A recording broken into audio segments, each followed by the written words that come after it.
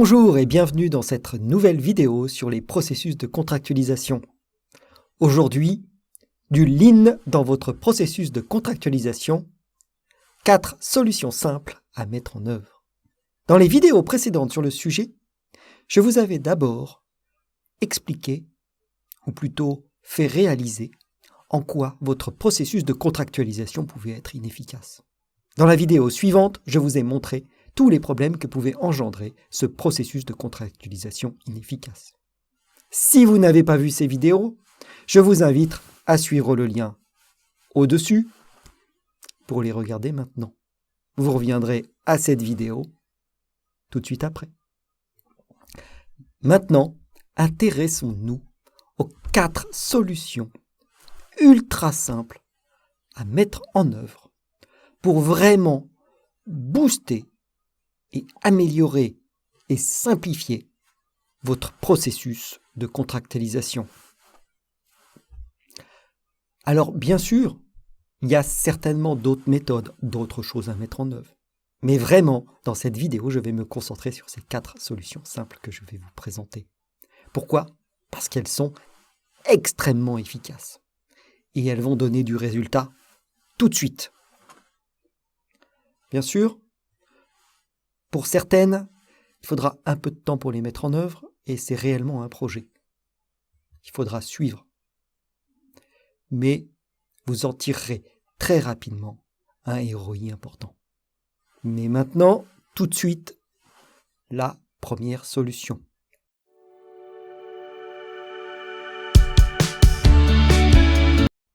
Réorganiser ces modèles de contrat en 2 parties. Une partie en conditions générales et une partie en conditions particulières. Mais pourquoi je ferais ça ? Eh bien, c'est bien simple.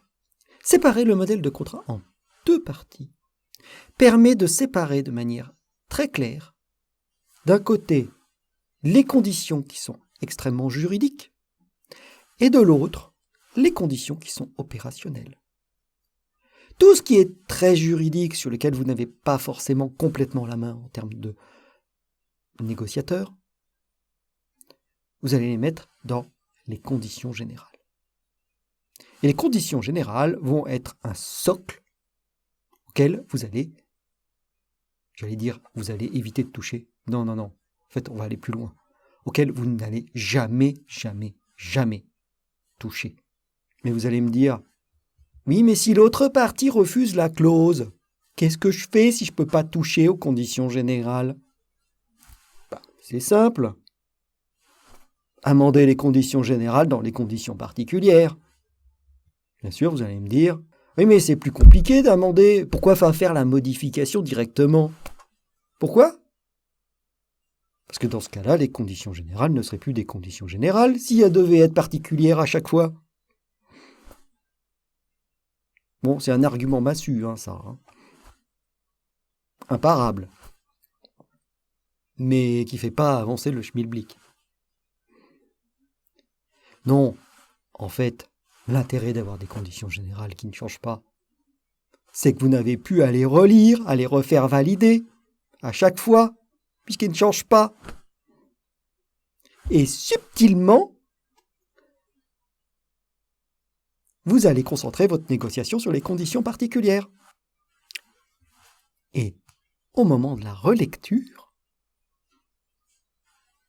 il n'y aura plus que les conditions particulières qui sont vérifiées. Et si tout va bien et que tout est bien fait, en fait, les conditions particulières, c'est 5 à 10% du contrat. Et pas 90 à 95% comme il y a dans les conditions générales. Qu'est-ce que ça va induire ? Que vos juristes, vos vérificateurs, n'auront pas à relire 100% du contrat. Bon, attention, une chose. Assurez-vous de reprendre des conditions générales non altérées avant la création du contrat final. Et précisez bien à votre interlocuteur que aucune modification dans les conditions générales ne peut être prise en compte.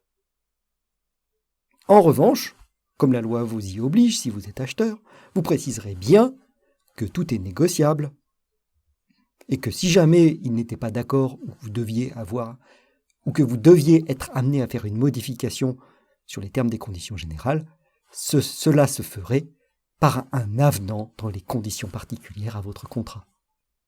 Et là, c'est gagné.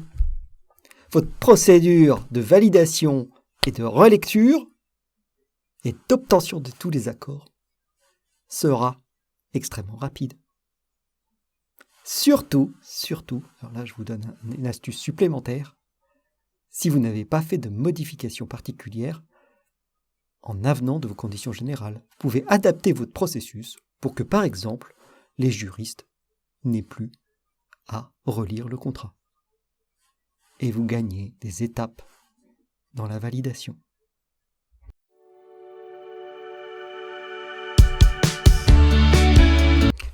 Passons maintenant à la deuxième solution à mettre en place, qui est de faire des modèles de contrat équilibrés.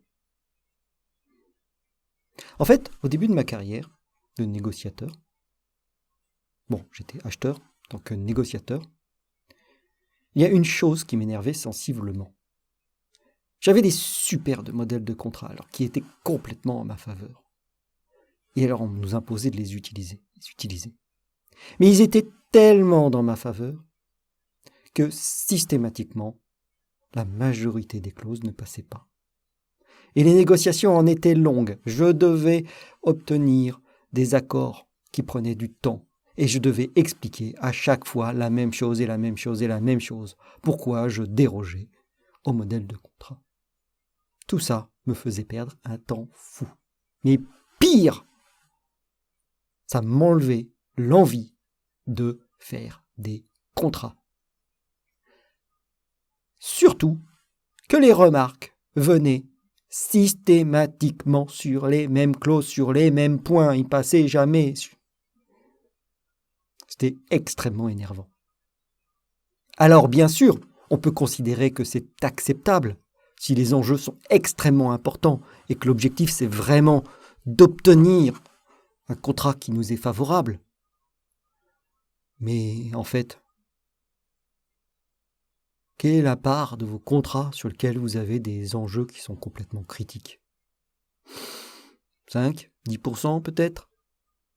Et tous les autres contrats, ce sont des affaires courantes. Donc, je vous invite vraiment à faire des contrats plus équilibrés. Vous y gagnerez en temps de négociation, vous serez plus respecté par l'autre partie et vous serez considéré comme un vrai partenaire. Et j'en reviens toujours avec la même rengaine. Le fait d'avoir fait ces contrats plus acceptables, ils iront plus vite à être négociés et vous serez moins à utiliser vos conditions générales d'achat, vos conditions générales de vente et plus à contractualiser sérieusement avec un contrat qui vous apportera une bien meilleure sécurité juridique. L'établissement d'un contrat en deviendra facile et rapide. Et le corollaire de tout ça, c'est que votre taux de contractualisation augmentera fortement. Et votre sécurité juridique globale sera, par conséquence, améliorée.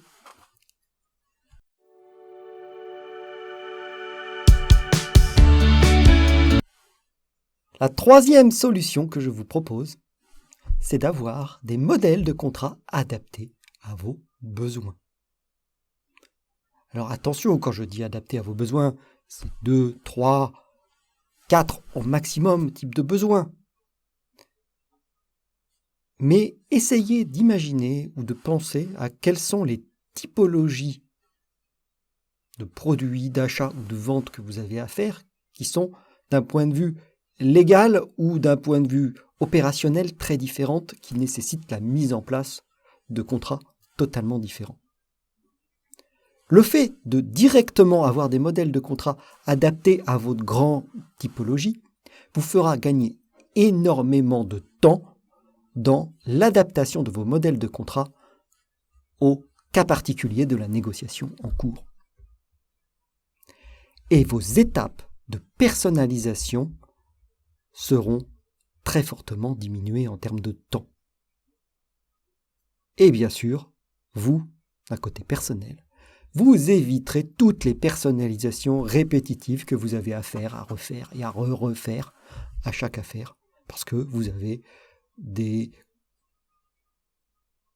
affaires qui sont peut-être un peu différentes de ce qui a été envisagé dans le modèle de contrat.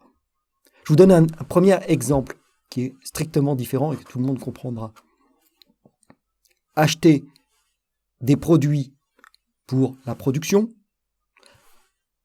en production, acheter des produits en hors production pour les besoins propres, comme les fournitures de travail. Il faut déjà avoir et comprendre que les contraintes ne seront pas les mêmes, que les exigences ne seront pas les mêmes, que l'aspect de criticité sur les délais peuvent être différents, et qu'il n'y a pas d'impact sur votre propre production. Donc on comprend que déjà, c'est des typologies différentes. Et d'un point de vue légal, on peut également imaginer que les prestations intellectuelles, l'achat de prestations intellectuelles est différent de l'achat de matériel de production et encore différent de l'achat de matériel hors production. Et là, on comprend bien que d'avoir ces trois types de typologies de contrats en termes d'achat peut avoir un avantage en termes de vitesse de personnalisation. Surtout que dans des grands groupes, vous n'aurez pas les mêmes juristes en partenaire et vous n'aurez pas les mêmes processus forcément de validation et de signature. Mais attention de ne pas les multiplier trop, car dans ce cas, vous aurez la contrepartie qui est de devoir mettre à jour en cas d'évolution réglementaire ou d'évolution de votre stratégie globale, à mettre à jour tous les modèles de contrat. Donc il faut trouver le juste équilibre pour l'efficacité opérationnelle. Toujours dans l'aspect modèle adapté au contrat, pensez à une chose quand vous écrivez vos contrats. Et alors là, c'est typiquement dans la façon d'organiser le contrat lui-même. C'est l'aspect numérotation, appel, renvoi. Un renvoi sur le paragraphe 14 sur la propriété intellectuelle à partir du paragraphe 9 se fait souvent. Mais lorsque vous supprimez le paragraphe 10 parce qu'il n'a pas d'objet dans votre contrat, qu'est-ce qui se passe? Votre paragraphe 14, il a été renuméroté paragraphe 13. Et là, boum, erreur. Vous vous renvoyez vers le mauvais paragraphe. Donc pensez, quand vous écrivez vos contrats, à éviter les appels à des numéros. Ou, si, avec votre outil de rédaction, type Word ou autre, vous êtes à l'aise, mettez des signets qui vont changer automatiquement le numéro. C'est extrêmement important. Les erreurs seraient catastrophiques. Ça rendrait totalement inapplicable une partie de vos contrats. Toujours dans l'écriture et l'adaptation des modèles aux besoins, une autre chose importante pour éviter d'alourdir vos contrats, puisque plus un contrat est long, plus il nécessitera de relecture, que ce soit chez vous ou chez votre partenaire, et plus il prendra de temps à être validé. Donc ayez toujours en tête qu'un contrat concis, à partir du moment où il couvre tout votre besoin, est meilleur. Donc pour ce faire, votre modèle de contrat ne doit pas être trop grand. Mais si vous vous obligez à faire un contrat tout petit, vous ne pourrez pas tout couvrir. Pour cela, pensez aux clauses optionnelles déjà rédigées, que vous mettrez dans les conditions particulières. Exemple, une clause de respect du règlement du site lorsque votre partenaire vient sur votre site faire des prestations particulières, n'a d'intérêt que s'il vient réellement sur votre site.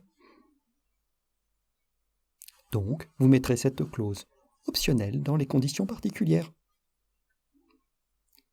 Que si vous en avez réellement besoin. Sinon, vous ne la mettez pas.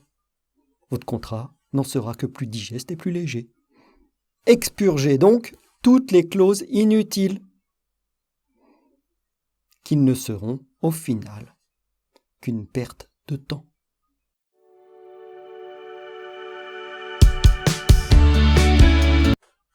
La quatrième solution à mettre en place est adapter votre circuit de validation et de relecture en fonction des enjeux. Pour le coup, c'est une solution qui est extrêmement rapide à mettre en place. Il suffit de le vouloir pour le faire. Quand j'entends, il faut que ce soit quand même validé au plus haut niveau. Mais il n'y a aucune difficulté à la mettre en place. Pour ça, il faut spécifier des règles de validation, de relecture et de signature, ou de délégation de signature, en fonction, vous allez me dire, du montant. Oui, ça c'est gagné. C'est très facile de faire un circuit de signature en fonction du montant. Mais, je dirais, c'est pas forcément la seule chose à regarder. Si vous avez des risques particuliers qui peuvent être réglementaires ou des risques liés à un produit ou des risques sécuritaires, ça peut nécessiter un circuit de validation particulier ou l'intervention de certaines personnes dans le circuit de validation et de signature qui ne sont là que pour valider et attester qu'un risque particulier a été pris en compte. Bien sûr, il est nécessaire de sensibiliser les négociateurs à l'évaluation des risques et surtout à leur faire confiance. Mais j'espère bien que les personnes qui donnent à des négociateurs à faire des négociations ont confiance dans leurs négociateurs. Sinon, ça pose vraiment un problème. Une fois que vous aurez bien réfléchi à tout ça, vous aurez une idée des enjeux, vous pourrez faire une matrice de votre processus de signature et même réduire encore le nombre de valideurs lorsque le modèle de contrat est utilisé sans modification. Vos N plus X vous remercieront et vos demandeurs seront heureux de la réactivité de la signature des contrats. À titre d'exemple, un contrat d'achat équilibré peut être validé dans 40% des cas sans absolument aucune discussion et l'envoi peut se faire de façon massive et réduire drastiquement le temps de négociation qui sera libre pour les autres négociations plus délicates. Et ça, je l'ai vérifié concrètement une fois dans ma carrière avec un envoi massif de 100 contrats en une seule fois.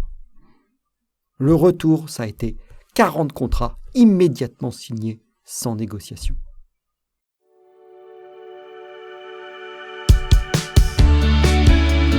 En appliquant ces 4 conseils, votre taux de contractualisation devrait exploser drastiquement. Mais ils rendront surtout le travail des négociateurs et des juristes beaucoup plus intéressant. J'attends vos remerciements. N'oubliez pas la cloche, de vous abonner, et surtout le pouce bleu. Et je vous dis à bientôt pour une prochaine vidéo.